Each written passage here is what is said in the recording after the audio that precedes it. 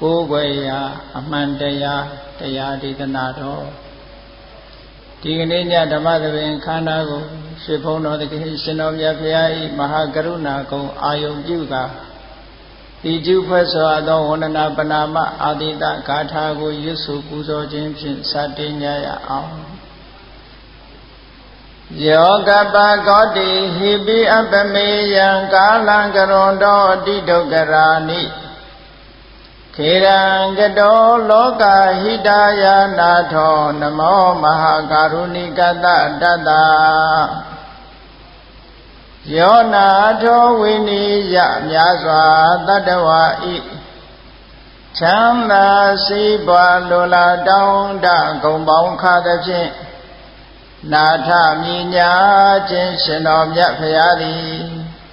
ကပ္ပကောတိဟိပိဂရေကဘာရေအတွက်သင်္ချာတို့ဖြင့်တော်လဲအဘေမေယံရေအတွက်တိုင်းတာဖော်ပြခြင်းငါမစွမ်းနိုင်ပါသော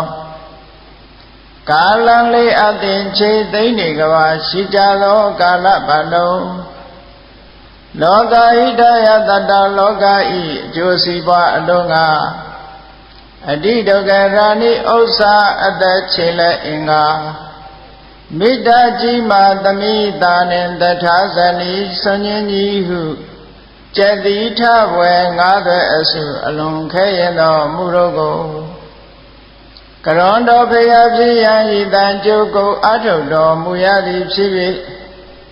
ခေရန်လက်ချေမျက်လုံးအသက်ဆုံးလျက်နှလုံးစိတ်ဝံကိုရောဤပင်မခြင်းတို့ကတောဘဝဒါနံကျိန်ဖန်များစွာရောက်တော်မူခဲ့ရရှာလေပြီမဟာကရုဏိကတတတ္တဝါများရင်ဝဲတာကဲ့သို့တနာချစ်ခင်မဟာကရုဏာရှင်ဖြစ်တော်မူသောတသနာထသဝိနိယများစွာတတ္တဝါဤချမ်းသာစီးပွားလိုလားတောင်းတဂုံပေါင်းခါသဖြင့်နာထမြညာထိုရှင်တော်မြတ်ဖရာအားနမောယုတိပြောင်းပြောမှန်ကိုလျော်၍ကရောယုကျိုးရှိခိုးခြင်းသည်အထုဘဝတုစင်စစ်မသွေဖြစ်ပါစေတည်း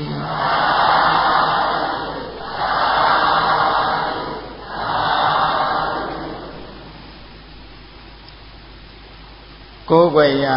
အမှန်တရားလူလောကမှာအခုလူသားတွေနဲ့ကြည့်မယ်ဆိုလို့ရှိရင်တန်ပေါင်း9000ကျော်ရှိတဲ့လူသားတွေဟာမိမိတို့ရဲ့ယုံကြည်ရာမျက်နှိုးရာဘာသာတရားကိုကိုးကွယ်တဲ့ပုဂ္ဂိုလ်တွေရှိကြတယ်လို့မြည်သည့်ဘာသာကိုမှမကိုးကွယ်ပဲနဲ့မိမိရဲ့အယူဆတရားကိုသာလျှင်ဘာသာတစ်ခုအနေနဲ့ကိုနှစ်သက်ရာအာကိုတစ်ခုပြုပြီးတော့လုပ်နေတဲ့ပုံကိုယ်တွေလည်းရှိတယ်ပေါ့ဘာသာတရားကိုယုံကြည်ကိုးကွယ်တဲ့ပုံကိုယ်တွေကိုတော့ religious believer လို့ခေါ်တယ်ဘာသာတရားကိုးကွယ်တဲ့ပုံကိုယ်တွေ religion ဆိုတဲ့ဘာသာတရားကိုယုံကြည်ကြကိုးကွယ်ကြကိုယ်ကွယ်မှုဆိုတာဘယ်ကစလာတော့ဆိုလို့ရှိရင်တော့ဘုန်းကြီးတို့လူလောကလူသမိုင်းကြောင်းပြန်ပြောင်းကြည့်တဲ့အနေနဲ့ကြည့်မယ်ဆိုရင်လူတွေစလာတဲ့အချိန်ကလေးကကိုယ်ကွယ်မှုဆိုတာရှားလာကြတယ်ဘုရားမြတ်စွာကဓမ္မပဒဂါထာမှာကိုယ်ကွယ်မှုကဘာကြောင့်စလာသလဲလို့ဆိုရင်အကြောက်တရားကစတယ်လို့ဒီလိုဟောထားတာပဟံဝေတရဏံယန္တိပပ္ပတာနိဝနာနိသအာရမရုက္ခစေတယာနိမနုဿာဘယတိစိတာမနုဿာလူတို့သည်ဘယတိစိတာကြောက်เสียဘေးတို့ရဲ့ချိန်ချောက်မှုကိုခံကြရအကုန်သည်ဖြစ်၍လောကမှာတဘာဝစွမ်းအင်တွေရှိတယ်မိုးကြိုးတွေထစ်ချုံတာတို့မုန်တိုင်းကြီးတွေကျလာတာလို့ဟိုလွန်ခဲ့တဲ့2နှစ်လောက်ကဆူနာမီတို့လိုငရင်ကြီးလှုပ်ထားမျိုးတို့မမြင်နိုင်တဲ့ကြောက်မဲ့ဖွယ်ရာဘေးရန် မိကြီးလောင်တာတို့စသဖြင့်လူတွေဟာဒါတွေဘာကြောင့်ဖြစ်တာတုံးလို့စဉ်းစားတဲ့အခါအကြောင်းကိုရှာမတွေ့ကြဘူးရှာမတွေ့တော့ကြောက်ကြတယ်လန့်ကြတယ်ကြောက်လန့်တကြဘာလို့ကြတုံးဆိုလို့ရှိရင်အေးနတ်ဖရာတွေစိတ်ဆိုးလို့ဒီလိုဖြစ်တာပဲလို့ဆိုပြီးတော့ရှ िख ိုးကြတယ်ပူဇော်ကြတယ်ပတ်သကြတယ်ထိုကဲ့သို့ရှ िख ိုးပူဇော်ပတ်သရာကနေပြီးတော့တိုက်ဆိုင်သွားတဲ့အနေနဲ့မုံတိုင်းကြီးကလည်းယော့သွားတယ်နေရင်ကြီးကလည်းပဲလှုပ်နေတာကြီးရသွားတယ်မိကြီးတွေလောင်းနေတာလည်းငြိမ့်သွားတယ်ဆိုတော့လူတွေရဲ့စိတ်ထဲမှာဘာဖြစ်လာတော့ဆိုဒီတဘာဝစွမ်းအင်ကြီးတွေဟာတောင်းပန်တိုးရှိုးလိုက်လို့ရှင်ရတဲ့အတွက်ကြောင့်တကယ်နတ်ဖရာတွေကဖန်ဆင်းတာပဲလို့ဆိုပြီးလူတွေရဲ့ယုံကြည်မှုဟာစတင်လာခဲ့တာအဲ့ဒါနဲ့ကိုယ်ပဲမှုတွေဟာစလာတယ်လို့ဆိုတယ်နော်မနုဿလူတို့သည်ဘယတစ္ဆိတာကြောက်စရာဘေးရန်တွေရဲ့ချင်းချောင်းမှုကိုခံကြရအကုန်သည်ဖြစ်ဘဟုံဘဟုနီများလာစွာကုန်သောပပ္ပတာနိတောင်းအထတ္တတို့ကို၎င်းဝနာနိသတောအယယတို့ကို၎င်းအာရမရုခစေတရားနိအယံနတ္တပင်တို့ကို၎င်းဝေစင်စေဧကံအမှန်အားဖြင့်တရဏံကိုဝေယဟု၍ယန္တိစိကကြလေကုန်မည်လူသားတွေဟာကိုယ်ွယ်ရနဲ့ပတ်သက်လာလို့ရှိရင်ဒီကနေ့ထိအောင်ရဲရဲဝံ့ဝံ့တိတ်ပြီးတော့မရှိကြသေးဘူးလို့ပြောအောင်။ဘာဖြစ်လို့လဲဆိုမဖြေရှင်းနိုင်သေးတဲ့ပြဿနာတွေကရှိလူလောကမှာမဖြေရှင်းနိုင်တဲ့ပြဿနာတွေမမြင်နိုင်တဲ့ဘေးရန်မမြင်နိုင်တဲ့အကြောင်းတရားတွေကိုအကြောင်းပြုပြီးတော့လူတွေဟာကိုယ်ွယ်မှုနဲ့ပတ်သက်ပြီးအမျိုးမျိုးဖြစ်နေတော့မယ်သိပ္ပံပညာကြီးဘလောက်တိုးတက်တယ်လို့ဆိုပေမဲ့လို့ကိုယ်ွယ်မှုကြည့်လို့ရှိရင်တော့လူတွေဟာကဘာဥကလူတွေတဲ့ပို့ပြီးတော့မတာသေးဘူးဒီကနေ့ထိအောင်နော်အလုံးဟာကြောက်လန့်ပြီးတော့မိမိတို့မမြင်ရတဲ့မြင်ရတဲ့စွမ်းအင်တွေဟာမမြင်ရတဲ့တကိုးကြီးတဲ့ပုဂ္ဂိုလ်ရဲ့ဖန်ဆင်းမှုလို့စိတ်ထဲမှာယုံကြည်လာကြတယ်အဲဒီယုံကြည်လျက်လာတဲ့အယူအစွဲဟာဒီကနေ့အထိအောင်တည်မြဲပြီးတော့နေတော့မယ်တဲ့သို့တော်လည်းတချို့ပုဂ္ဂိုလ်တွေအလုံးလူတွေဟာGod လို့ခေါ်တဲ့ထာဝရတကုရှင်ကြီးတွေရှိတယ်လို့ယုံကြည်တဲ့လူရှိတယ်လို့မယုံကြည်တဲ့လူလည်းရှိGod ကိုယုံကြည်တဲ့ပုဂ္ဂိုလ်တွေကို theist လို့ခေါ်တယ်ယုံကြည်တဲ့ဝါဒကို theismမယုံကြည်တဲ့ဝါဒကြတော့ atheism လို့ခေါ်တယ်လောကမှာတကုရှင်ဖြစ်တဲ့ God မရှိဘူးလို့ရှိတယ်ဆိုတာကိုမယုံကြည်တဲ့ပုဂ္ဂိုလ်မယုံကြည်တဲ့အယူဝါဒ atheism ရှိတယ်မရှိဘူးစိတ်ထဲကမသေးချာတဲ့ပုဂ္ဂိုလ်တွေလည်းရှိသေးတယ်။သာဝရဘုရားဆိုတဲ့ God ရှိတယ်မရှိဘူးလို့မဆုံးဖြတ်နိုင်တဲ့ပုဂ္ဂိုလ်မျိုးလေးရှိသေးတယ်။အဲဒီပုဂ္ဂိုလ်မျိုးတွေကြတော့ agnostic လို့ခေါ်တာအင်္ဂလိပ် agnostic သူတို့လက်ခံထားတဲ့ဝါဒကြတော့ agnostic system လို့ဒီလိုပဲသုံးလို့ရှိတယ်။အဲ့တော့ဘုရားမြတ်စွာရဲ့မြတ်စွာဘုရားပေါ်လာတဲ့အခါကျတော့အခုလိုသာဝရသဘာဝစွမ်းအားတွေဟာဆိုင်ရာသူအကြောင်းတရားတွေကြောင့်ဖြစ်လာတာမိုးချိန်တယ်တို့မိုးကြိုးပစ်တယ်တို့လျှက်စီးလက်တယ်တို့ငရင်ကြီးလှုပ်တယ်တို့ဆိုတာတွေဟာသူသဘာဝစွမ်းအားတွေကြောင့်ဖြစ်တာဘယ်သူမှဖန်ဆင်းလို့ဖြစ်လာတာမဟုတ်ဘူးသဘာဝဆိုင်ရာအကြောင်းတရားတွေကြောင့်ဖြစ်လာတယ်လို့ဆိုတာမြတ်စွာဘုရားကြတော့တိတိပပဟောပြီးတော့လာတယ်သိပ္ပံကလည်းတစားတွေးရှိပြီးတော့လာကြသို့တော်လည်းလူတွေရဲ့ယုံကြည်ချက်ဟာပြောင်းလဲပြီးတော့မသွားသေးဘူးတော်တော်များများဒီအယူဆွဲပဲရှိနေတော့မယ်တဲ့အဲ့ဒါလို့ဖြစ်ရတာလည်းပဲမဖြေရှင်းနိုင်တဲ့ကြောက်เสียလန့်เสียတွေကိုအကြောင်းပြုပြီးတော့ဖြစ်တာဒါကြောင့်မလို့ဒီကနေ့ခေတ်မှာယုံကြည်မှုကိုးကွယ်ရာဘာသာတရားတွေဟာအလွန်တရာများပြားတယ်ဘာသာတရားတွေဟာဘာကြောင့်ပေါ်တယ်လဲလို့ဆိုလို့ရှိရင်အကြောက်တရားကိုအခြေပြုတယ်လို့ဆိုပေမဲ့ ထိုအကြောင်းတရားဟာဘာကြောင့်အခြေပြုလာရသလဲလို့မေးလို့ရှိရင်တော့အကြောင်းအကျိုးကိုမှန်မှန်ကန်ကန်မသိလို့ပဲ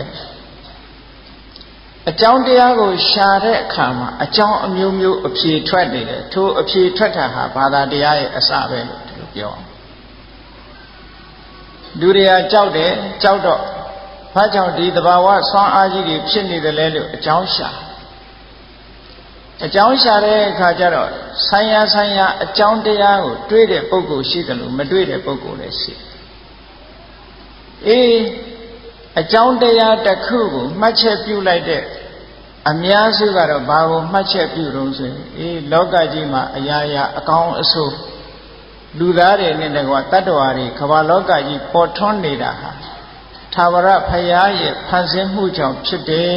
ဆိုတဲ့အယူဆကြီးတရားဟာပေါ်လာခဲ့တယ်ဒါကိုဘုန်းကြီးတို့စာပေမှာဣတ္တရနေမာနဝါဒလို့ခေါ်တယ်ဣတ္တရဆိုတဲ့အရှင်သခင်ရဲ့ဖန်ဆင်းမှုကြောင့်ပေါ်လာတာတဲ့အဲ့ဒီသာဝရဘုရားအရှင်သခင်ဆိုတာဘယ်မှာနေသလဲလို့ဆိုရင်နေရာမပြနိုင်ဘူးကောင်းငင်မဲ့ထိုးပြချတာဘယ်သူကလည်းမြင်မှုလာတော့မဟုတ်ဘူးသို့တော့အယူဝါဒအနေနဲ့တော့လက်ခံနေတယ်မြတ်စွာဘုရားသခင်ကိုရောမြတ်ကဒိဋ္ဌာယတနာသုတ်တံမှာဣတ္တရနေမာနဝါဒဆိုတာကိုထင်ရှားရှားဟောထားတာရှိပါတယ်ထိုဝါဒစတင်ဖြစ်ပေါ်လာပုံကလည်းဓမ္မဇာလသုတ်မှာမြတ်စွာဘုရားထာဝရဖန်ဆင်းရှင်ကြောင့်ဖန်ဆင်းလာတယ်ဆိုတဲ့အယူဆဘယ်ကစပေါ်လာသလဲလို့ဆိုလို့ရှိရင်လူပြေကစလာတာမဟုတ်ဘဲနဲ့ဗြဟ္မပြေကစလာတာမျိုးဖြစ်တယ်ဗြဟ္မပြေမှာဒီလူလောကဒီကဘာကြီးပျက်စီးသွားတဲ့အခါကျတော့ဗြဟ္မပြေမှာရှေးဥစွာဖြစ်လာတဲ့ဗြဟ္မာကြီးတယောက်မဟာဗြဟ္မာကြီးဗြဟ္မာမင်းကြီးอ่ะသူတူးတဲ့နှစ်ပေါင်းများစွာကဘာပေါင်းများစွာတူးတဲ့နေထိုင်လာအဖော်မဲ့ပြီးတော့နေလာတာနှစ်ပေါင်းများစွာဖြစ်လာအဲ့ဒါလို့နှစ်ပေါင်းကြာရှည်စွာတူးတဲ့နေတဲ့အခါကျတော့တတ္တဝါဆိုတာလူပဲဖြစ်ဖြစ်နတ်ပဲဖြစ်ဖြစ်တယောက်တည်းနေလို့ရှိရင်ကြာရင်ပြင်းလာတာအဖော်ရှားလာပြင်းစရာလို့မြင်လာတယ်စကားပြောပေါ်လေးမှမရှိဘူးဆိုပြီးတော့စိတ်ထဲမှာအဖော်လိုချင်တဲ့စိတ်ဓာတ်ကလေးပေါ်လာတယ်အဲ့ဒီဗြဟ္မာကြီးကလည်းပဲနှစ်ပေါင်းကြာရှိစွာကဘာပေါင်းကြာရှိစွာတူးတဲ့နေရာကနေပြီးတော့ခုချိန်မှာငါမှာအဖော်တူးတယောက်များရှိရင်ကောင်းမှာပဲလို့စိတ်ထဲကတွေးလိုက်တာရှိသေးတယ်သူကံအားလျော်စွာတတ္တဝါတူဟာဗြဟ္မာအနေနဲ့သူ့အနိနာမှာမွေးဖွားပြီးပေါ်လာခဲ့တယ်ဒါတိုက်ဆိုင်မှုတက်တက်ပဲနော်တိုက်ဆိုင်မှုတက်တက်ဖြစ်တော်လည်းပဲအဲ့ဒီဗြဟ္မာကြီးကဘယ်လိုထင်သွားတော့လို့ဆိုတော့ကြည့်ငါဆန္ဒအတိုင်းဖြစ်လာတာသူ့ကိုငါဖန်ဆင်းလိုက်တာငါစိတ်ကူးရှိတဲ့အတိုင်းပေါ်လာခဲ့ပြီဒါကြောင့်မလို့ငါဖန်ဆင်းတာလို့သူကဒီအတွေးဝင်လာအဲ့တော့သူ့ရဲ့နောက်မှရောက်လာတဲ့ဗြဟ္မာကလည်းပဲဒီဗြဟ္မာကြီးကငါမရောက်ခင်ကတည်းကငါမမွေးခင်ကတည်းကသူကဒီမှာရှိနေတာသူကငါတဲ့စောအဲ့တော့ငါ့ကိုသူကဖန်ဆင်းတာပဲဖြစ်မယ်သူ့ရဲ့အလိုကြငါဖြစ်လာရတယ်လို့လက်ခံတဲ့ပုဂ္ဂိုလ်ကလည်းလက်ခံလာဓမ္မဇာလတုတ်မှာအဲ့လိုဖန်ဆင်းရင်စပြီးတော့ပေါ်လာပုံကိုပြလူပြေပဲပုံရောက်လာတော့လို့ဆိုတော့နောက်မှပေါ်ပေါက်လာတဲ့ဗြဟ္မာကြီးကတက်တန်းသိမ့်မရှိဘူးတဲ့တက်တန်းကုန်လို့ဗြဟ္မပြေကသုတည်ပြီးတော့လူပြေလာပြီးလူလာဖြစ်တယ်သူကလူလာဖြစ်တဲ့အခါကျတော့သမထကျင့်စဉ်တွေကိုကျင့်လိုက်တာကျင့်လိုက်တဲ့အခါသမထကျင့်စဉ်တွေပေါက်ပေါက်ရောက်ရောက်ရပြီးတော့ဒိဗ္ဗစက္ခုဘိညာဉ်တို့ပုဗ္ဗေနိဝါဒနုတ္တိဘိညာဉ်တို့ဆိုတာအတိတ်ဘဝအကြောင်းတွေကိုပြန်ပြောင်းအောက်မေ့နိုင်တဲ့စွမ်းရည်တတ္တိကိုရလာလို့အတိတ်ဘဝကိုပြန်ကြည့်လိုက်တဲ့အခါကျတော့သူကဘယ်ကလာလဲဗြဟ္မပြေကလာ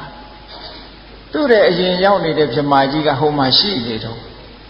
သူကတော့လူပြေရောက်ပြီးထိုဗြဟ္မပြေကသုတည်လာပြီးတော့လူပြေရောက်တယ်သူ့ရဲ့အရင်နှစ်ပေါင်းများစွာကဘာပေါင်းများစွာကြားနေတဲ့ဗြဟ္မာကြီးကဗြဟ္မပြေမှာရှိနေတုံးအဲ့တော့သူ့အတွေးကဘယ်လိုတွေးမိတုံးလို့ဆိုရင်ငါကသူ့နောက်မှာလဲမွေးတယ်သူ့တယ်လဲအရင်သေးတယ်အဲ့တော့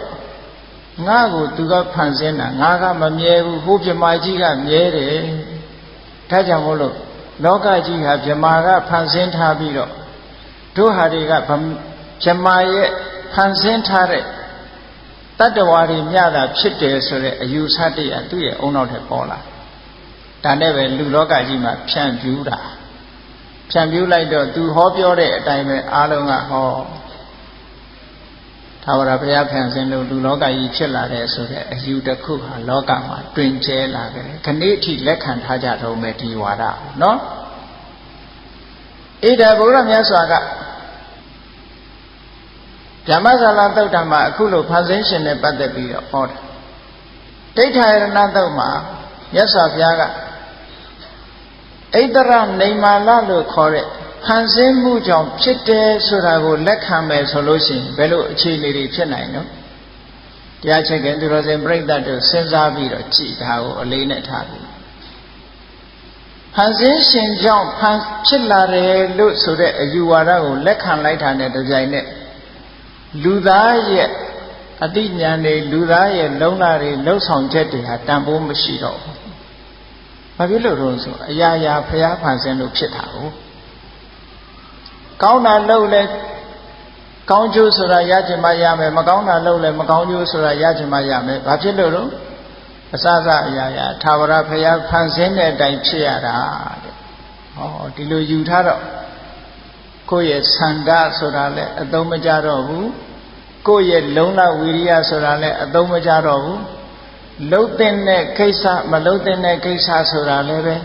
ဘာမှခွဲခြားလို့မရတော့ဘူးတဲ့အစစအရာဟာသာဝရဘုရားဖန်ဆင်းလို့ဖြစ်လာသည့်အတွက်ကြောင့်သာဝရဘုရားရဲ့အလိုတော်တိုင်းသာဖြစ်မှာပဲဘာတွေပဲလုံနေဒီနေ့သာဝရဘုရားရဲ့အလိုတော်တိုင်းဖြစ်မှာပဲဟောမြတ်စွာဘုရားကအဲ့ဒါလိုဝေဖန်ပြီးတော့ထောက်ပြတယ်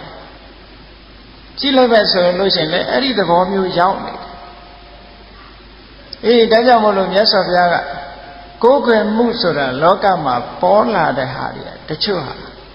အကြောင်းအကျိုးကိုကြာကြာနာနာမသိသည့်အတွက်ကြောင့်တိုက်ဆိုင်လို့ပေါ်လာတဲ့သဘောတရားများတာဖြစ်တယ်အဲ့ဒါလိုကြောက်လန့်ပြီးတော့ကြောက်လန့်မှုကြောင့်ထင်ရမြင်ရကိုယ်ွယ်နေတဲ့ကိုယ်ွယ်မှုတွေဟာတကယ်ပဲအာကိုထိုက်သလားတကယ်ပဲ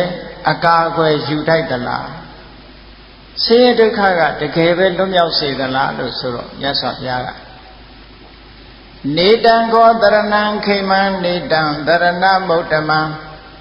နေတံတရဏမာဂမသဗ္ဗဒုက္ခပမုစရိဣဒံဤတောတောင်စတဲ့ထင်ရမြင်ရကိုယ်ပဲမှုမှန်သမျှသည်ဣဒံတရဏံဤတောတောင်စတဲ့ကိုယ်ပဲရမှန်သမျှဟာခေမံဘေးကင်းတဲ့တရဏံကိုယ်ဝေရသည်နာဟောတိမဖြစ်ပါပေဥဒ္ဓမံကောင်းမြတ်လာတဲ့တရဏံကိုယ်ဝေရသည်နာဟောတိမဖြစ်ပါပေဣဒံဤတောတောင်စားတဲ့ကိုယ်ွယ်ရာတွေကိုတရဏံကိုယ်ွယ်မှုကိုအာဂမအကြောင်းပြု၍သဗ္ဗဒုက္ခလုံးစုံသောဆင်းရဲဒုက္ခနာပမုစရိမလွတ်မြောက်နိုင်ပါချေဣတိဤသို့ဘဂဝါရွှေဘုံတော်သခင်ရှင်တော်မြတ်ဖရာသည်အဝေါစကောင်းစွာမသွေဟောကြားတော်မူခဲ့ပါပေတည်း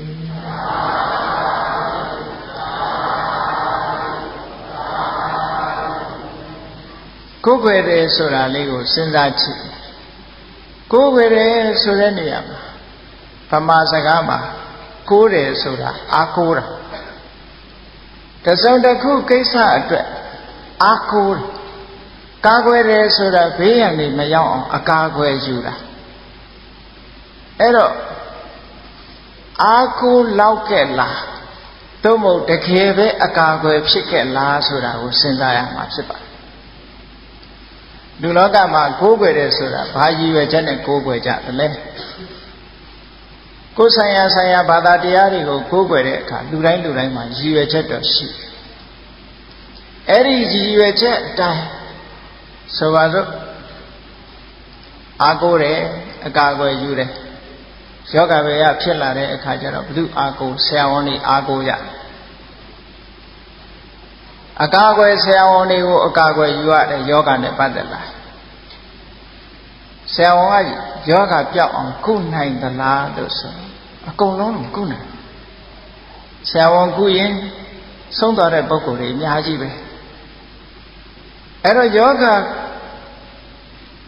အတွက်ဟာတကယ်ရောအာကိုလောက်ကလားလို့မေးလိုက်တဲ့အခါကျတော့လုံးဝကြီးပြည့်ပြည့်စုံစုံအာကိုလောက်တာမဖြစ်ပြန်ဘူးနောက်တစ်ခါလူတွေဟာတဖြည်းဖြည်းနဲ့အိုးလာကြထိုကဲ့သို့အိုးမလာအောင်ဘယ်သူ့ကိုအာကိုကြမလဲဘာကိုအကာအကွယ်ယူပြီးတော့မအိုရအောင်လုပ်မလဲလောကကြီးမှာမရှိကြဘူးအဲ့ဒါသာဝရဘုရားဆိုစီမှာသာဝရဘုရားရဲ့ရှေ့မှာဒူးထောက်ပြီးတော့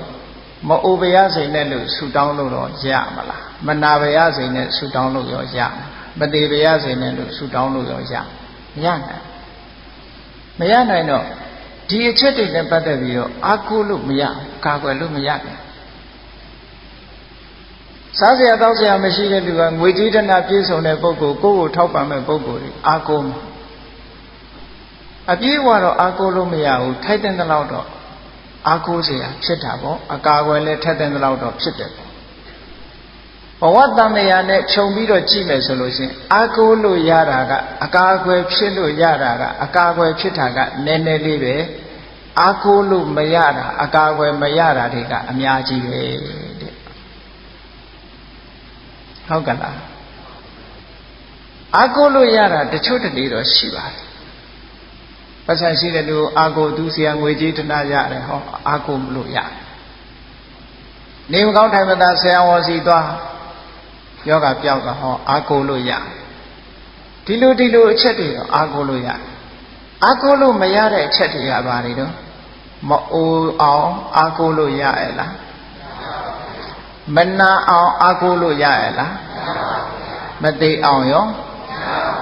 ကဲမရတာတွေကအများကြီးကဲနောင်ဘဝမှာအခုဘဝကနေပြီးတော့နောင်ဘဝကိုသွားတဲ့အခါကျတော့ကောင်းရန်ဒုက္ခတိရဖို့လို့ဆိုတဲ့အာမခံချက်ပေးနိုင်တဲ့ပုဂ္ဂိုလ်ရောရှိရလားမရှိဘူးအဲ့တော့အာကိုလို့မရတဲ့အချက်တွေကအလွန်များနေတယ်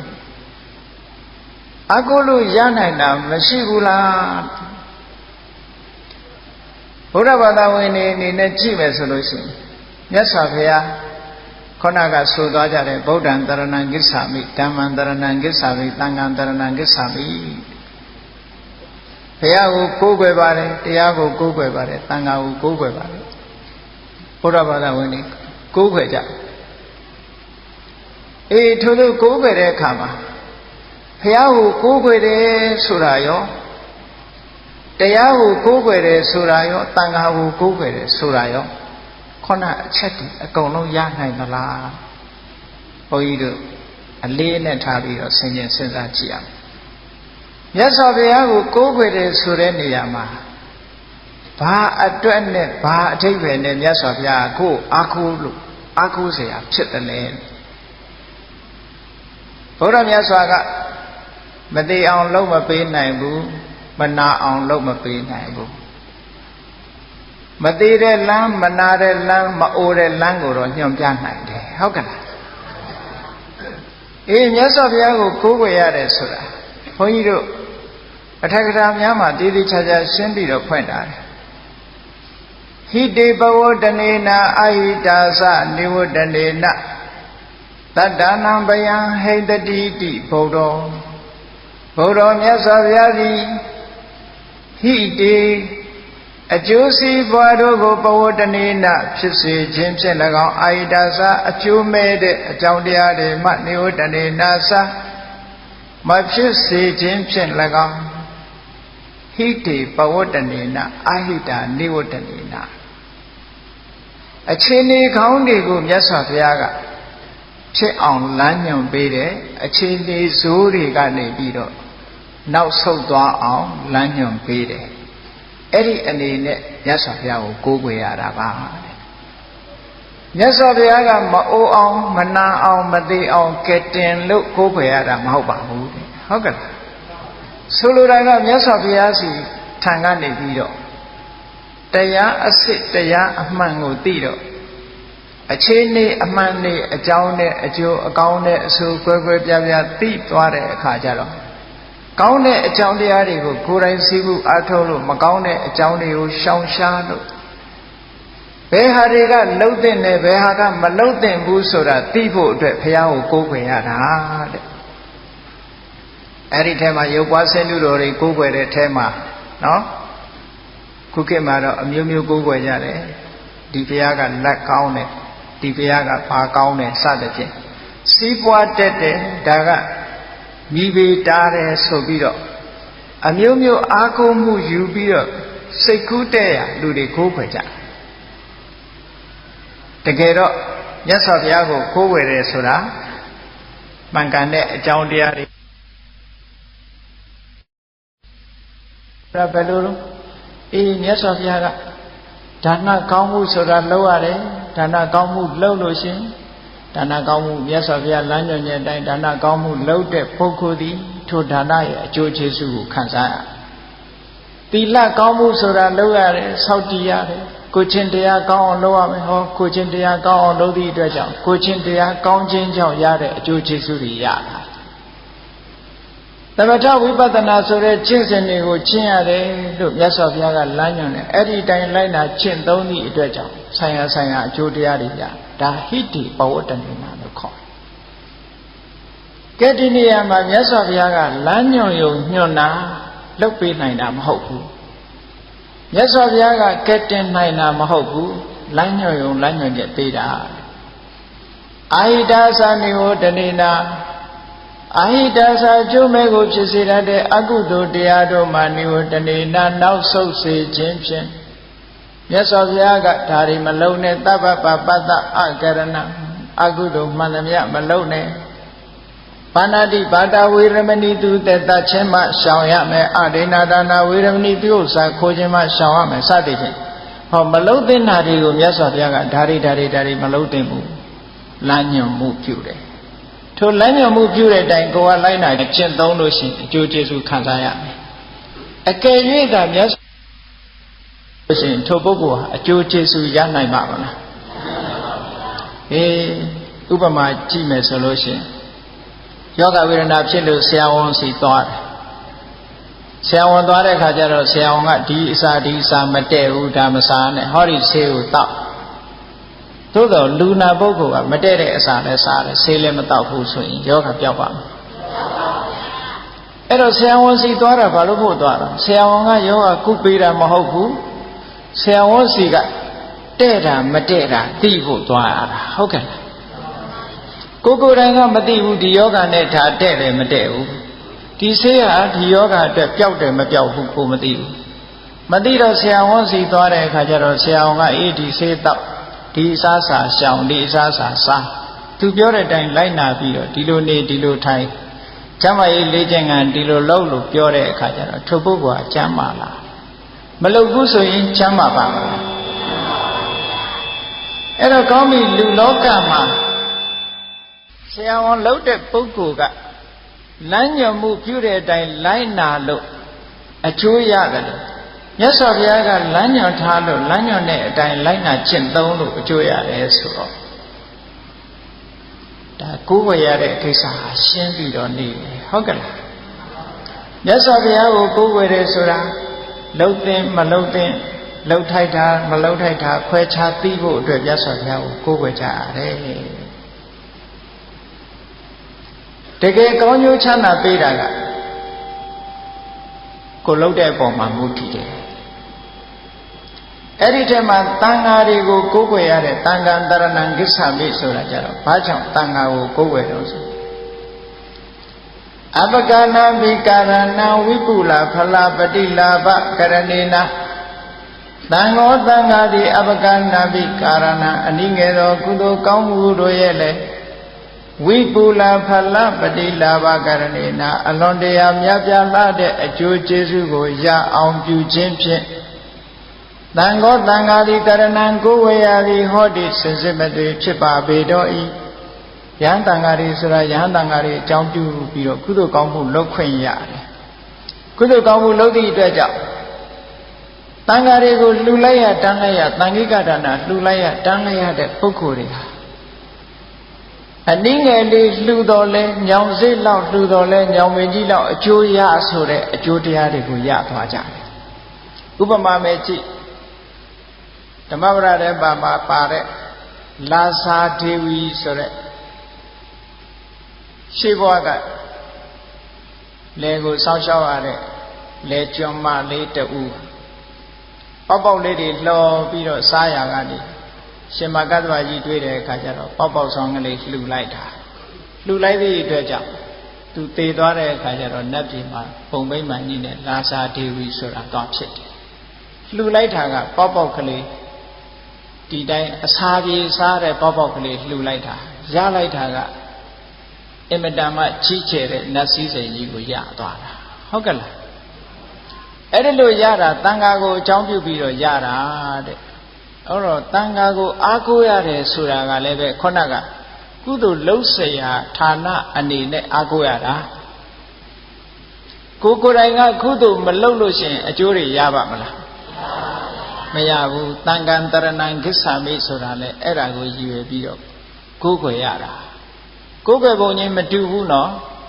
ဘုရားကိုကိုးကွယ်တာကမြတ်စွာဘုရားကအေးဒီတရားကိုကျင့်သုံးဒီတရားကိုမကျင့်သုံးနဲ့လို့ဒါဟာလှုပ်တဲ့နဲ့ဒါကမလှုပ်တဲ့ဘူးရှောင်ရမယ့်ဟာဆောင်ရမယ့်ဟာ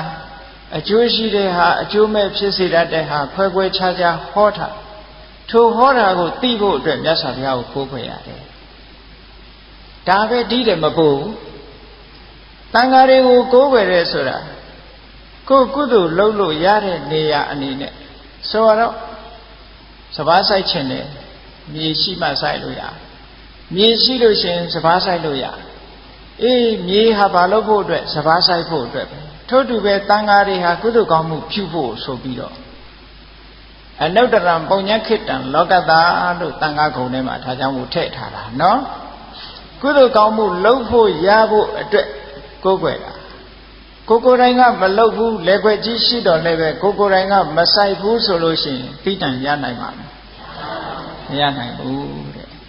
အဲ့တော့အဓိကကိုယ်ွယ်ရမှာအစ်စ်ကဘာလို့ဆိုရင်ဓမ္မပဲ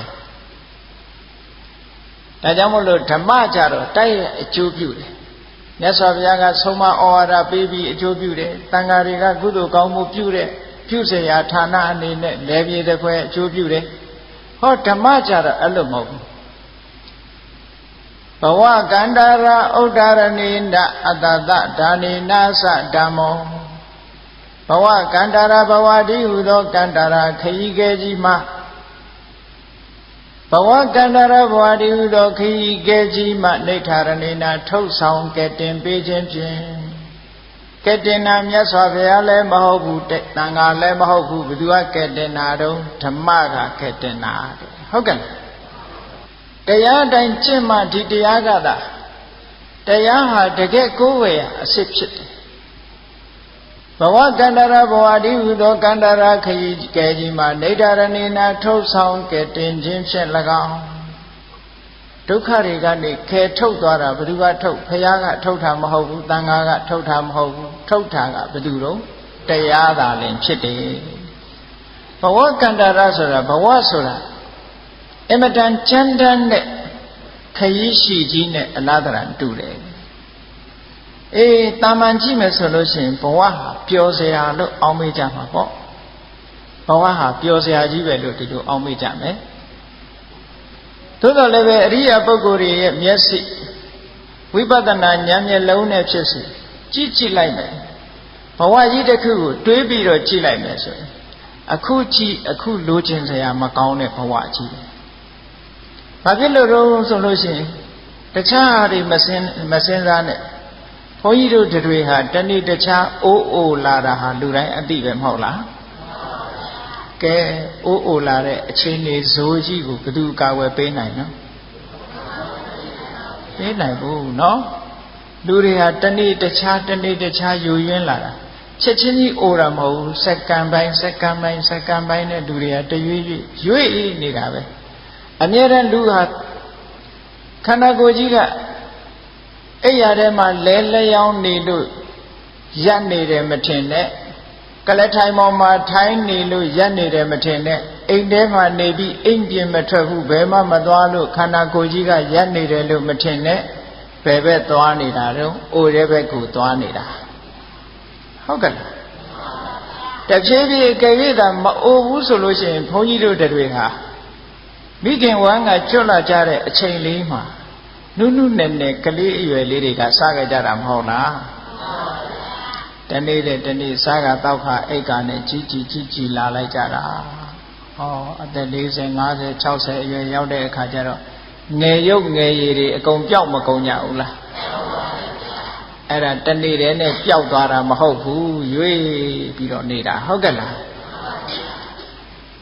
ဧရာဝတီမြည်ရည်ဟောဒီတန်လာဝတီချင်းတွင်မြည်ရည်ကြီးဟာစီးနေတယ်လို့ပဲ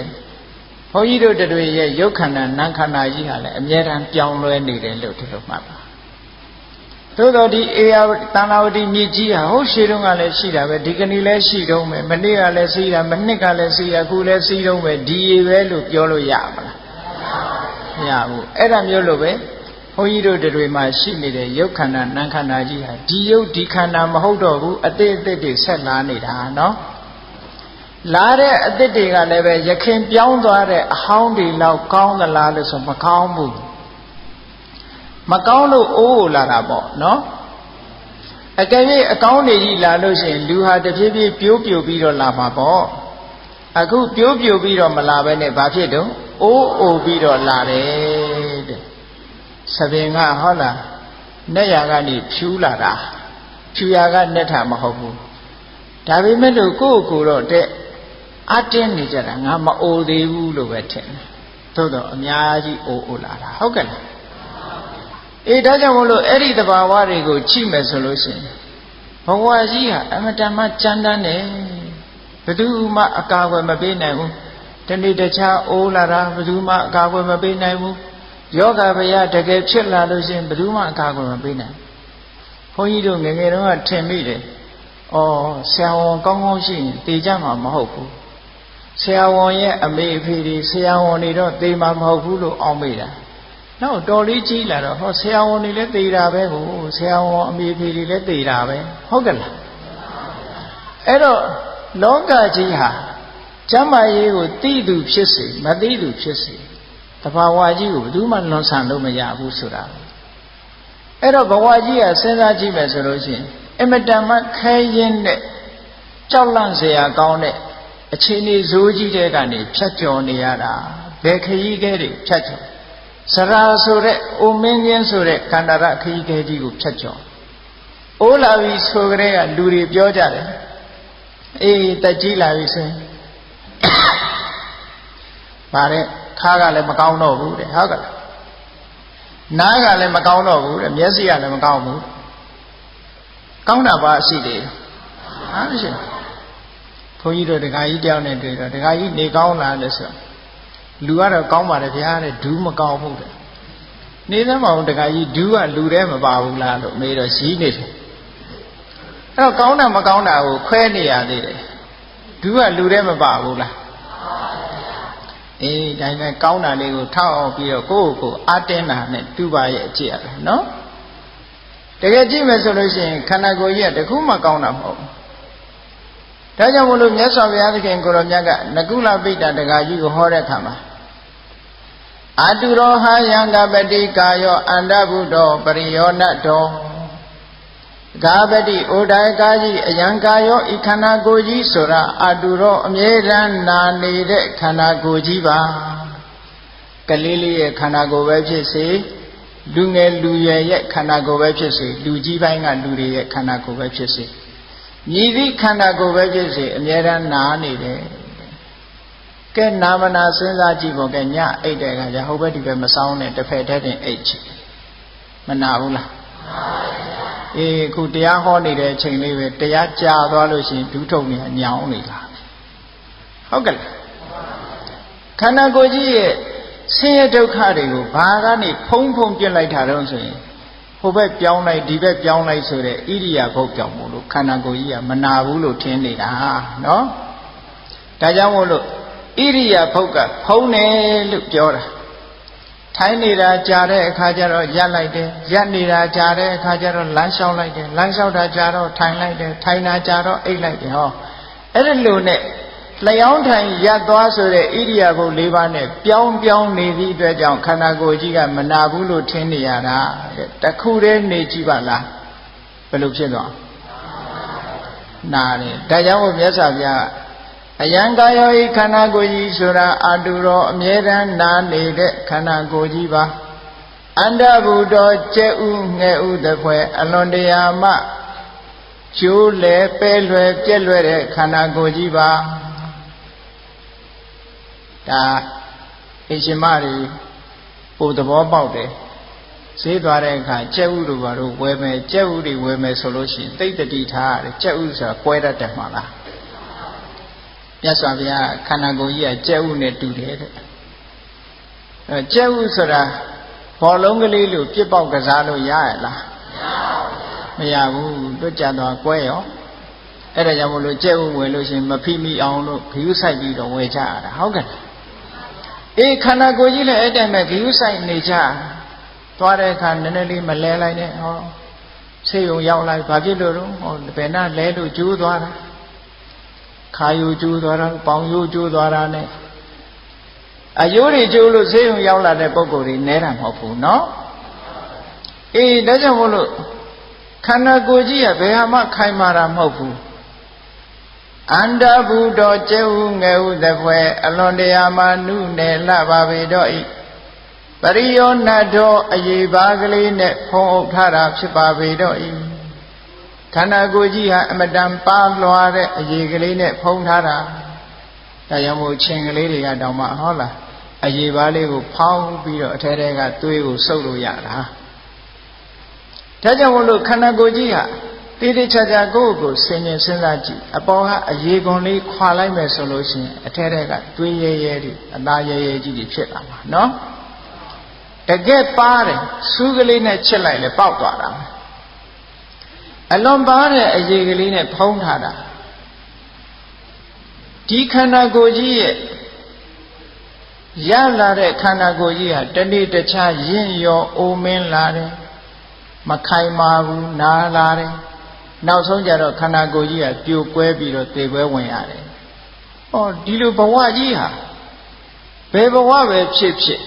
လူဘဝမှမဟုတ်ဘူးနတ်ဘဝနဲ့ဒီတိုင်းပဲဇမားတွေဘဝနဲ့ဒီတိုင်းပဲတိရစ္ဆာန်တွေဘဝနဲ့ဒီတိုင်းပဲဖြစ်လာတဲ့အိုးရနာတဲ့သေတယ်ဆိုတဲ့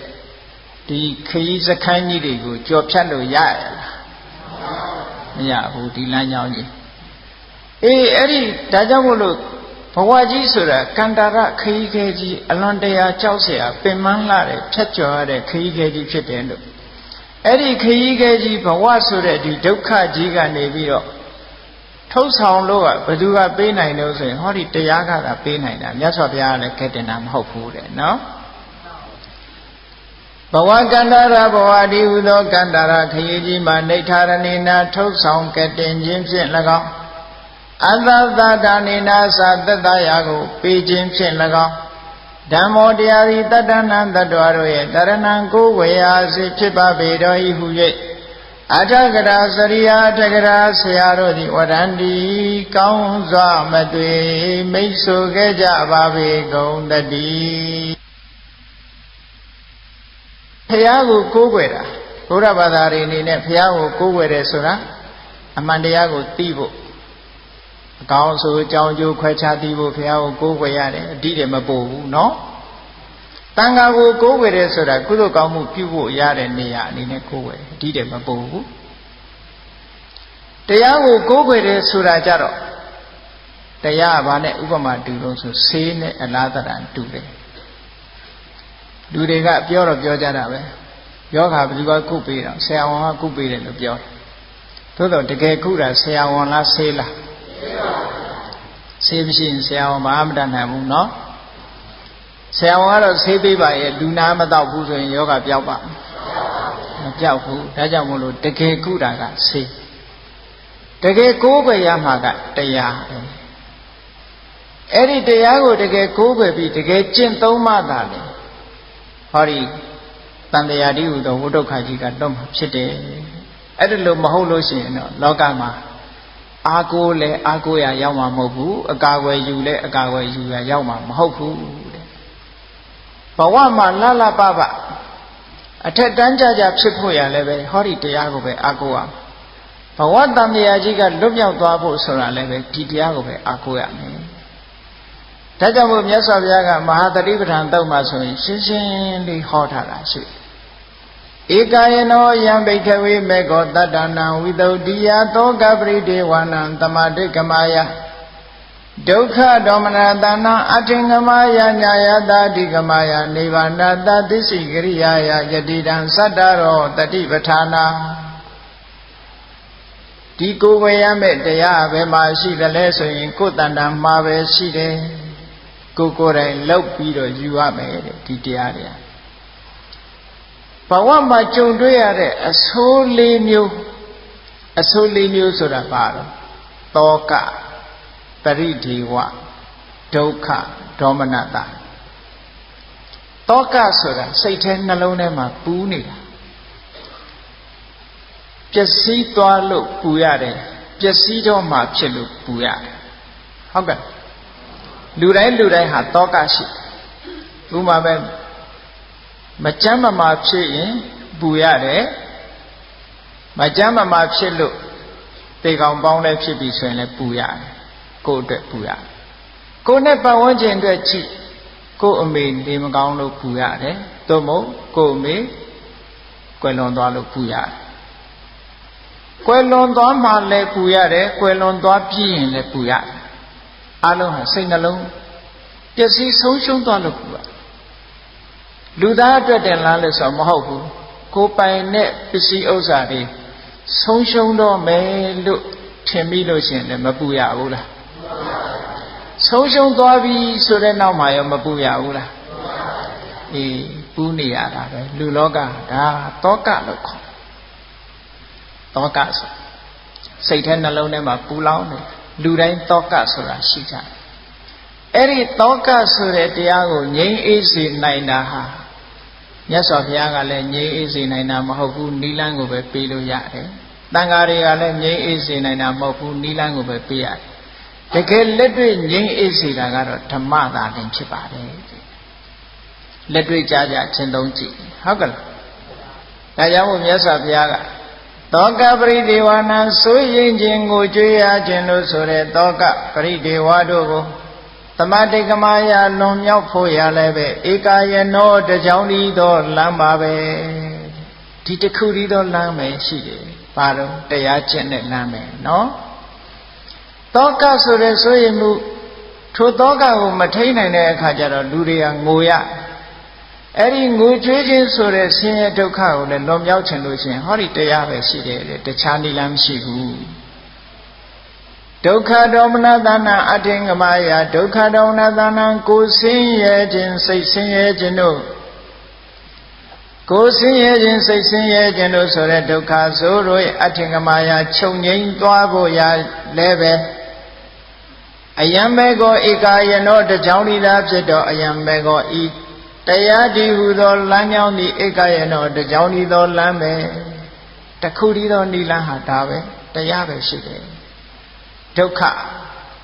ဘုန်းကြီးတို့တရားချစ်ခင်သူတော်စင်ပြိဿတို့ဒုက္ခနဲ့ပြောကြတာလူတိုင်းဟာဒုက္ခဆိုတာတွေ့ဘူးကြတယ်ဟုတ်လားခါကြိုက်တယ်ခေါင်းကြိုက်တယ်သွားနာတယ်နေမကောင်းဘူးစားမကောင်းဘူးတောက်မကောင်းဘူးဒုက္ခတွေပြောမယ်ဆိုရင်အများကြီးပဲဟုတ်ကဲ့လားအဲ့ဒီဒုက္ခတွေဟာကလေးငယ်လေးအရွယ်ကနေစပြီးတော့ဒုက္ခခန္ဓာရလာတဲ့အချိန်ကလေးကဒီဒုက္ခတွေ့ကိုယ်ဆင်းရဲမှုစိတ်ဆင်းရဲမှုတဲ့စိတ်ထဲမှာမကြေမချမ်းဖြစ်တဲ့ဒေါသဖြစ်ရင်စိတ်ဆင်းရဲမှုပါလာတယ်အလိုမကျရင်လည်းစိတ်ဆင်းရဲမှုပါလာကိုယ်စဉ်းစားကြည့်ဒီနေ့ငါစိတ်ဆင်းရဲမှုဘယ်နှခါဖြစ်တယ်လဲစိတ်ဆိုးရင်လည်းစိတ်ဆင်းရဲတာပဲခုနကတောကနဲ့ဘာထူးတယ်လဲလို့ဆိုလို့ရှိရင်တရားချင်းကတော့တူတူပဲလူကိုနှိပ်စက်ပုံညင်းတော့နည်းနည်းกว่าတောကဆိုတာပူပြီးတော့လူရဲ့စိတ်ထဲနှလုံးထဲမှာပူလောင်လာတဲ့အတွေးတွေခံစားချက်တွေ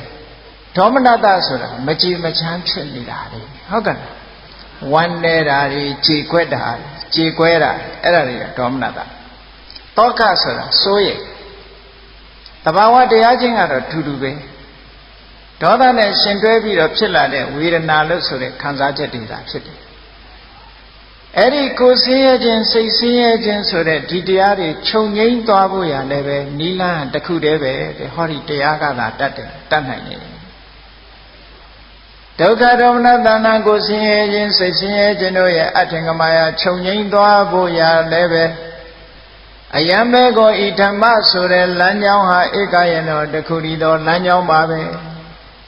ကဲလူတိုင်းမှာကြုံတွေ့နေရတဲ့စိတ်နှလုံးရဲ့ပူပန်ဆင်းရဲမှုဆိုတဲ့တောကတွေပရိဒေဝတွေဒုက္ခတွေဒေါမနတတွေဟောဒီတရားတွေခြုံငိမ့်သွားဖို့ရာတရားကလွဲလို့တခြားမရှိပါဒါကြောင့်တရားကိုသာကိုးကွယ်ရမှာဖြစ်တယ်တရားကို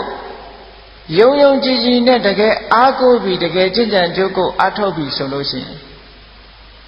ဟောဒီတောကတွေဟာလွန်မြောက်သွားတာပဲနော်ဆိုပါစို့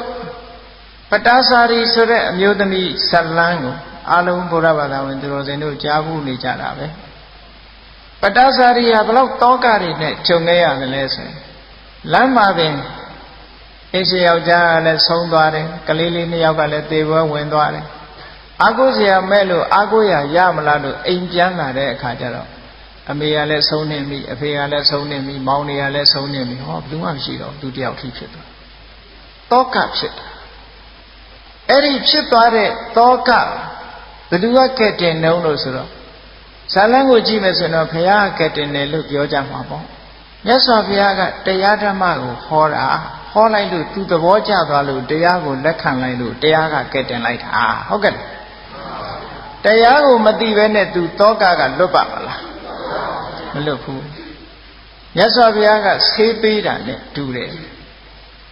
အဲ့ဒီဆေးဟာတရားနဲ့အလားတရံတူတယ်အဲ့ဒီတရားနဲ့ဆေးနဲ့အလားတရံတူတဲ့တရားကိုလက်တွေ့ကျင့်သုံးလိုက်တဲ့အတွက်ကြောင့်ဟောဒီတောကသူလွတ်မြောက်သွားတာဒါကြောင့်မို့လို့ဘုန်းကြီးတို့တွေတကယ်ကိုးကွယ်ပြီးတော့တကယ်အားထားရမှာကဓမ္မသာဖြစ်ပါတယ်ဓမ္မဆိုတဲ့စကားလုံးကအတ္တနန္တာရင်တေစတုတုအပါယေတုအပတမာနေကတ္တဝဓာရေတိတိဓမ္မောအတ္တနာမိမိကိုယ်ကိုဓာရင်တေစောင့်ရှောက်တင်သုံးတဲ့ပုဂ္ဂိုလ်တို့ကိုစတုတုအပါယေတုအပေလေးဘုံတို့၌အပတမာနေမကြရသည်တို့ကိုကတ္တဝပြု၍ဓာရေတိဆွဲထားတတ်ဆောင်ထားတတ်၏ဣတိတသမထိုကြောင့်ဓမ္မောဓမ္မမိပါပေတော်၏ဒီနေရာအဓိပ္ပာယ်ဓမ္မံတရဏံကိစ္ဆာမိတရားကိုကိုးကွယ်ပါတယ်ဆိုတဲ့ဓမ္မဟာထိုဓမ္မအတိုင်းလိုက်နာကျင့်သုံးတဲ့ပုဂ္ဂိုလ်တွေကိုအပေလေးပုံကြောက်ရောက်ခြင်းဆိုတဲ့တန်တရားဆင်းရဲတွေကနေပြီးတော့လွတ်မြောက်အောင်ထိန်းထားနိုင်တယ်ဆွဲထားနိုင်တယ်ဓမ္မကသာသူ့ကိုကဲတင်နိုင်တာတဲ့ဟုတ်ကဲ့လားဖျားပွင့်လာတာဓမ္မကိုဟောဖို့ပွင့်လာတာဖျားဟောတဲ့ဓမ္မကိုလိုက်နာကျင့်သုံးမှသာလေတတ္တဝါတွေဟာတန်တရားဝကလွတ်နိုင်တာနော်ဒါကြောင့်မို့လို့မြတ်စွာဘုရားကိုယ်တိုင်ကလည်းပဲဓမ္မကိုကျင့်သုံးတယ်ဓမ္မကိုအလေးအမြတ်ပြုပြီးတော့နေတယ်ဘုန်းကြီးတို့တွေဟာလည်းပဲတကယ်အားကိုးရမှာကဓမ္မဒါကြောင့်မို့မြတ်စွာဘုရားသခင်ကိုရောမြတ်ကသုတ်တန်တကူမှာအတ္တဒီပါဘိခဝေဝိရထအတ္တတရဏအနိညတရဏဓမ္မဒီပါဘိခဝေဝိရထဓမ္မတရဏအနိညတရဏမြတ်စွာဘုရားကကိုအာကိုကြကိုအာကိုရရဲ့လို့ထားကြကိုဆိုတာဓမ္မကိုအာကိုကြဓမ္မကိုသာလင်ကိုယ်ွယ်ရာအဖြစ်ဖြစ်နေကြလို့ဟောလို့ရင်ဖြစ်တယ်ဟုတ်ကဲ့လားကိုအာကိုဆိုတာကိုကျင့်သုံးတဲ့ဓမ္မကိုယ်တိုင်ကျင့်သုံးရမယ့်ဓမ္မကိုအာကိုလို့ဒီလိုပြောတာဓမ္မလွယ်လို့လောကမှာအာကိုเสียအစစ်ဆိုမရှိပါဘူးဓမ္မတစ်ခုတည်းပဲအာကိုเสียအစစ်ပါဒါဖြင့်ဓမ္မကိုသိအောင်ကဘယ်သူအာကိုရတော့ဆိုမြတ်စွာဘုရားကိုအာကိုရတယ်မြတ်စွာဘုရားကဓမ္မကိုဟောတာဖြစ်သောကြောင့်ဓမ္မကိုသိဖို့အတွက်မြတ်စွာဘုရားကိုအာကိုရတယ်ကဲတင်ဖို့အတွက်အာကိုတာမဟုတ်ဘူးတကယ်လက်တွေ့မိမိကိုတန်တရားဝုကနေပြီးတော့ထုတ်ဆောင်ကဲတင်သွားတာကတော့ဓမ္မပဲဆရာဝန်စီသွားတာက ယောဂတိဖို့ဆေးရှိဖို့ဆေးစားဖို့သွားတာယောဂပြောက်အောင်ကုတာကဆရာဝန်မဟုတ်ဘူးဘယ်သူတို့ဆေးပါအဲ့ဒီတိုင်းပဲမြတ်စွာဘုရားစီရောက်တဲ့အခါမြတ်စွာဘုရားကတရားဓမ္မကိုဟောတယ်အဲ့ဒီတရားဓမ္မကိုကိုယ်တိုင်ကျင့်သုံးအောင်ကိုယ်တိုင်ကျင့်သုံးမှသာလေဟောဒီတရားဓမ္မကကဲတင်နိုင်တာဧတကြောင့်မလို့တရားဓမ္မနဲ့ပတ်သက်ပြီးတက္ကလဘဝကန္တာရနိဋ္ဌာရဏေနဘဝကန္တာရဘဝတိဟုသောကန္တာရခရီးမှာနိဋ္ဌာရဏေနထုတ်ဆောင်ကဲတင်ခြင်းဖြင့်၎င်းအတ္တတဒါနေနာသသက်တာယာကိုပေးခြင်းဖြင့်၎င်းဓမ္မောတရားသည်တတ္တနံတတ္တဝါတို့ရဲ့တရဏံကိုဝေယအစီဖြစ်ပါပေတယ်ဟု၍ဝရန္တိကောင်းစွာမဲ့သွေမိတ်ဆိုတော်မူခဲ့ကြပါပေကုန်တည်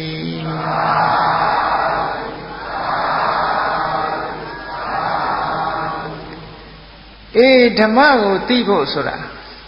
လက်တွေ့ကိုယ်တိုင်ကျင့်သုံးမှဓမ္မကိုသိရအနှစ်ချုပ်ပြီးတော့ပြောလိုက်မယ်ဆိုလို့ရှိရင်အဲ့ဒီဓမ္မဟာဘာတွေလဲလို့အနှစ်ချုပ်ပြီးတော့ကြည့်မယ်ဆိုရင်မဂ္ဂင်၈ပါးအကျင့်တရားပဲမဂ္ဂင်၈ပါးအကျင့်တရားကိုကျင့်သုံးမှသာလျှင်ထိုမဂ္ဂင်၈ပါးအကျင့်တရားသည်တန်တရားဝတ်ထဲမှာနစ်မျောစေတတ်တဲ့လောဘဒေါသမောဟစတဲ့ကိလေသာတရားတွေကိုဖယ်ရှားပြစ်မယ်ထိုလောဘဒေါသမောဟဆိုတဲ့ကိလေသာအညစ်တရားတွေကုန်သွားပြီဆိုလို့ရှိရင်လောဘဒေါသမောဟဆိုတဲ့ကိလေသာအညစ်တရားတွေကြောင့်ဖြစ်ပါနဲ့တိဋ္ဌာမကြီးတူပေါ့တာဝတိပြည်ဇေရဝံကျောင်းဖရာတရားဟောနေတဲ့အနိဗ္ဗာန်ရောက်လာတဲ့တိဋ္ဌာမကြီးကဒီအချက်ကိုကောင်းကောင်းနားလည်တယ်ကောင်းကောင်းနားလည်တာသားကလေးကိုလက်ကဆွဲလို့တိဋ္ဌာမကြီးမှလည်းသားသမီးရှိတယ်သားကလေးကိုလက်ကဆွဲလို့သမီးကလေးကိုချီးပြီးတော့စားเสียတောက်เสียလိုက်ရှာရင်းကနေဖရာတရားဟောနေတဲ့နာရောက်လာလို့တရားကိုနာတရားနာနေတဲ့အချိန်မှာသားငယ်သမီးငယ်တို့ကနေပြီးဆာလလွန်းလို့အမေဘာဖြစ်လို့ရက်နေတာတော့စားเสียရှာပါသားတို့သမီးတို့ဆာလပြီလို့ပြောတဲ့အခါကျတော့အဲ့တိဋ္ဌာမကြီးကတရားနာရင်ဘာပြောတော့ဆိုရင်ဟဲ့တိတ်တိတ်နေကြတိတ်တိတ်နေကြတို့ဒုက္ခတွေရောက်နေတာဟောဒီတရားမသိလို့မြတ်စွာဘုရားကအဲ့ဒီတရားတွေနိလန်းတွေကိုဓမ္မတွေကိုဟောနေတာဒီဓမ္မကိုတို့သိရပိဋကမကြီးပြောပုံလေးကအလွန်မှတ်သားစရာကောင်းတယ်ပိယောလောကေတကောဗုဒ္ဓပိယောလောကေတကောပတိတတောပိယတရမရှံအတ္တဓမ္မတမဂ္ဂနာလောကမှာတဲ့ကိုယ့်ရဲ့သားသမီးဆိုတာအမတန်ချစ်ပါတယ်ကိုယ့်ရဲ့အိမ်ရှင်ယောက်ျားကိုလည်းအလွန်ချစ်ပါတယ်ဒါပေမဲ့လို့ဟောဒီတရားဓမ္မကိုတော့သူတို့တွေပို့ပြီးတော့ချစ်ရပါတယ်ဘာဖြစ်လို့တော့နာဟိပုဒ္ဓောပတိဝါပိပိယောဒုက္ခပမောစေယထာတတ္တမသဝေနံဒုက္ခမောစေတိပါဏိနံသူပြောတဲ့စကားကအလွန်တရာမှအဆင့်တန်းမြင့်နဲ့နာဟိပုဒ္ဓောပတိဝါပိပိယောဒုက္ခပမောစေပိယောလွန်တရားချတဲ့ပုဒ္ဓောသာသမီကလည်းပဲဒုက္ခဆင်းရဲမှနာပမောစေမလွတ်စေနိုင်ဘူးဟောအိုခြင်းနာခြင်းသိခြင်းဆိုတဲ့ဆင်းရဲဒုက္ခကသာသမီကချစ်ရတဲ့သာသမီကကဲတင်နိုင်ရလားကဲတင်နိုင်ဘူးတဲ့ပိယောချစ်ရသောပတိလင်ယောက်ျားကလည်းပဲဒုက္ခဆင်းရဲမှနာပမောစေမလွတ်စေနိုင်ဘူးတတ္တမတဝနံသူတော်ကောင်းတရားကိုကြားနာခြင်းကသာလျှင်တတ္တမတဝနံသူတော်ကောင်းတရားကိုကြားနာခြင်းကသာလျှင်ပါဏိနံတတ္တဝါပေါင်းကိုဒုက္ခဆင်းရဲဒုက္ခပမောစေလွတ်မြောက်စေနိုင်ပါတယ်ဟောသူတော်ကောင်းတရားကြားနာလို့ဟောဒီတရားခကလည်းဆင်းရဲဒုက္ခကလွတ်မြောက်စေနိုင်တာတဲ့ဒါကြောင့်မို့လို့သာသမီတွေဘလို့ပဲချစ်ငါပိုးပြီးတော့ချစ်ရမှာကတော့ဟောဒီတရားပဲဘုန်းကြီးတို့တွေတရားကိုပို့ပြီးတော့မချစ်သေးဘူးဆိုရင်ဆင်းရဲဒုက္ခကိုချစ်နေတာနဲ့မတူဘူးလားအေးလောကမှာကဲ့တင်နိုင်တာတရားတစ်မျိုးတည်းသာရှိပါတယ်တဲ့ကိုယ်ွယ်ရအစ်စ်ဆိုတာလည်းတရားပဲဖြစ်ပါတယ်သာဝရဘုရားဖြစ်စေဟောအားဖြစ်စေဒီအားဖြစ်စေလောကမှာကိုယ်ွယ်ရတွေအမျိုးမျိုးကိုယ်ွယ်နေတာကအနည်းငယ်အကျိုးဖြစ်ထွန်းကောင်းဖြစ်ထွန်းနိုင်တော်လည်းပဲသာဝရပြည့်စုံလုံလောက်တဲ့ခိုးွယ်ရမဟုတ်ဘူးတဲ့ဘုရားတရားတန်ခါယရဏလို့ဆိုတဲ့တဲက ဓမ္မကိုကိုးကွယ်မှသာလင်လူလောကလူတွေအားလုံးဟာဆင်းရဲဒုက္ခလွတ်နိုင်တယ်ဒါကြောင့်မို့မြတ်စွာဘုရားကဧတံခောတရဏံခေမံဧတံတရဏမௌတ္တမဧတံတရဏမာဂမသဗ္ဗဒုက္ခပမုစ္စတိဧတံဤဖရာတရားတန်ခါလို့ဆိုတဲ့တရဏံကိုးကွယ်ရသည်သာလင်ခေမံအလွန်တရာဘေးကင်းစေတတ်တဲ့ကိုးကွယ်ရာစေဖြစ်ပါပေတော့၏ဧတံဤဖရာတရားတန်ခါလို့ဆိုတဲ့ကိုးကွယ်ရာကသာလင်ဥဒ္ဓမံအလွန်တရာမြင့်မြတ်လာတဲ့တရဏံကိုးကွယ်ရာအစစ်ဖြစ်ပါပေတော့၏တရားကိုကိုးကွယ်ရမယ်ဆိုရင်ဖရာစီမသွားပဲသို့မဟုတ်ဖရာမဟောပဲတရားကိုသိပါမလားမသိဘူးဆရာဝန်စီသွားတာဆေးရဖို့သွားတာလို့မြတ်စွာဘုရားကိုကိုးကွယ်တာကတရားရဖို့ပဲဟုတ်ကဲ့လားတရားကျင့်နည်းကိုသင်ဖို့ဒါကြောင့်မို့ပေါင်းလိုက်တော့မြတ်စွာဘုရားကမှန်ကန်တဲ့တရားကိုဟောတယ်သူဟောတဲ့တရားကိုကိုယ်ကကျင့်သုံးရမယ်တန်ဃာတွေကစံနမူနာဖြစ်တယ်ဒါကြောင့်မို့ပေါင်းလိုက်ရင်ဖရာတရားတန်ခါယရဏသုံးပါးသူ့နေရာနဲ့သူကိုယ်ွယ်အားထားရဆင်းရဲဒုက္ခကလွတ်မြောက်စေတတ်တဲ့အရာတွေဖြစ်တယ်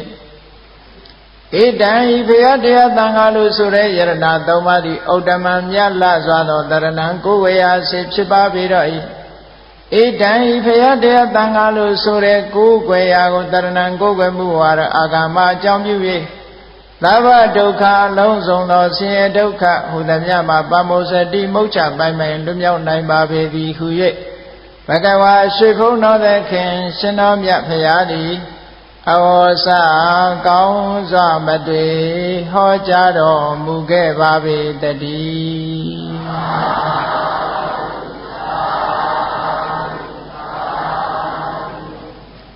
ဤတွင်မဲ့ကိုးကွယ်ရာအစစ်မှန်တရားပြည့်စုံပြီဖြစ်ပါတယ်ဒါကြောင့်မို့လို့တရားချက်ကသူတော်စင်ပြိဿတို့သည်တကယ်ကိုးကွယ်ရာအစစ်ဖြစ်တဲ့ဓမ္မကိုကိုယ်တိုင်လက်တွေ့ကျင့်သုံးခြင်းဖြင့်ဆင်းရဲဒုက္ခကလွတ်မြောက်နိုင်ကြပါစေတည်းကဲမေတ္တာကိုလိုက်ဆိုရအောင်တတ္တဝါများစွာဘေးရန်ကွာချမ်းသာကြပါစေတတ္တဝါများစွာဘေးရန်ကွာချမ်းသာကြပါစေမေတ္တာရေချမ်းသုံးကားဖြန်းငြိမ်းချမ်းကြပါစေမေတ္တာရေချမ်းသုံးကားဖြန်းငြိမ်းချမ်းကြပါစေသက်ရှိကျမ်းမာစိတ်ချမ်းသာတို့ရဆန္ဒပြည့်ပါစေသက်ရှိကျမ်းမာစိတ်ချမ်းသာတို့ရဆန္ဒပြည့်ပါစေဓမ္မောတရံပိဝိတဝါနာဝိသတပိတမုဟတာအာစရမရာတိတိဘာဝံနိဗ္ဗာနံယန္တုတာရောဓမ္မောတရံလောဘဒေါသမောဟစိတ်တောင်းကင်းပြောက်ကြည်တရားစေကိုပိဝိတဝါဝန္တာရှင်ပြတောက်ကြရနာကြရကုန်သောကြောင့်ဝိသတပိပူဇာညစ်နောက်ကိလေသာအစိတ်အတောက်ဟုသမျှတို့သည်တမုဟတပိဉ္ကြဘက်တွင်ရေမတင်တကဲ့သို့ကင်းစင်လွင်ပြောက်ပေမရအောင်ပယ်ဖြောက်အပ်ကုန်သည်ဟွန်တူစင်စစ်မသွေဖြစ်ကြပါစေကုန်သတည်းအာစရမရံအိုခြင်းလဲကွာနာခြင်းလဲကင်းသေးခြင်းလဲရှင်းထသောဒီတိဘဝကိလေသာဟုအပုခတ်သိင်ကင်းငြိမ်းရာအစီဖြစ်ပေထသောနိဗ္ဗာန်နိဗ္ဗာန်ဟုခေါ်အေးမြို့တော်သို့သာရောတရားချင်းခင်စိတ်ကောင်းဝိညာသူတော်စင်များတို့သည်ယန္တုပါရမီအဆင့်ဆင့်မြင့်နေမြင်၍မလင့်ပုံသေးဆက်ရောက်တော်မူကြပါစေကုန်သတည်း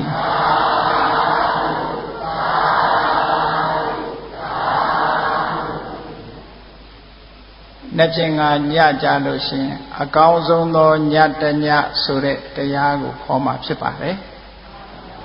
အကောင်းဆုံးသောညကလေးတညရဖို့ရာအတွက်ဘ ယ်လိုဆောင်ရွက်လုပ်ကိုင်ရမယ်ဆိုတာနဲ့ချင်းကမြတ်စွာဘုရားဟောတဲ့ပဋိကာရတသုတ်တံကိုဘုန်းကြီးတို့အကောင်းဆုံးသောညာကလေးရဲ့ပိုင်ရှင်ဖြစ်ဖို့အတွက်ညီတို့ကျင့်ဆောင်အားထုတ်ရမယ်ဆိုတာကိုနဲ့ချင်းကဟောပါမယ်ကဲဒီကနေ့တော့ဘယ်လောက်နဲ့ပြီးပြီပါရှေ့ဆက်ချမလားကဲလိုက်ဆို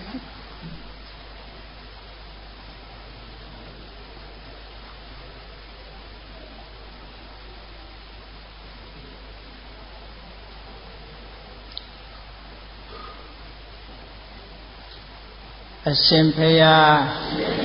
ဘုရားတပည့်တော်တို့သည်ဓမ္မတိသာလင်ကိုယ်ွယ်ရာအစေဧကံဖြစ်သောကြောင့်ဓမ္မကိုကျင့်သုံးနိုင်ရန်ဓမ္မဉာဏ်ကိုရရှိစေရန်အတွက်ရရှိစေရန်ရည်တန်ကြပါသောကြောင့်ဓမ္မသဘင်ဆင်ရင်ခြင်းပပြုလုပ်ကြလျက်တရားတော်အလှကိုပေးလှူကြပါကုန်၏တရားတော်မြတ်ကိုနာခံမှတ်သားခြင်းဖြင့်ဓမ္မအသိဉာဏ်ကိုရယူကြပါကုန်၏ရရှိအပ်သောဓမ္မအသိဉာဏ်ဖြင့်နိဗ္ဗာန်ချမ်းသာကိုမျက်မှောက်ပြုနိုင်အောင်ကျင့်ဆောင်အားထုတ်ကြပါမည်အရှင်ဘုရားတရားတော်မြတ်ကိုဓာတပဝတ္ထုအစုစုတို့ဖြင့်ပေလူကောယောပူဇော်ကြပါကုန်၏ယနေ့ယခုအာထုတ်ပြုလို့ရသောဓမ္မဒေသနာဓမ္မတဝနာဓမ္မဒါနဓမ္မပူဇာကုသိုလ်စေရနာကြောင့်တပည့်တော်တို့သည်ဒုက္ခခတ်သိချုပ်ငြိမ်းရာမှမြတ်နိဗ္ဗာန်သို့မြင်မြန်စောစွာရရချောင်းဓမ္မအတိကောင်းကိုရရှိကြပြီလင်နိဗ္ဗာန်ချမ်းသာကိုမျက်မှောက်ပြုကြရပါလိုကုန်၏ဤကောင်းမှုဤအဖို့ဘာကကိုအမိအဖအဖို့အဖွာဆရာသမားမှစ၍ကဘာသူကဘာသာလူနတ်မြမတတ္တဝါအများတို့အားအမြအမြပေဝေငှပါကုန်၏ထိုများစွာတတ္တဝါတို့သည်အမြရကြကုန်သည်ဖြစ်၍ကိုယ်စိတ်နှပြချမ်းသာကြသည်ဖြစ်ကြပါစေကုန်သတည်း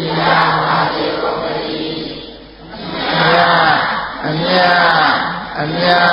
ယူတော်မူကြပါကုန်သောသာဓုသာဓုသာဓုအမြယူတော်မူကြပါကုန်သောသာဓုသာဓုသာဓုအမြယူတော်မူကြပါကုန်သာ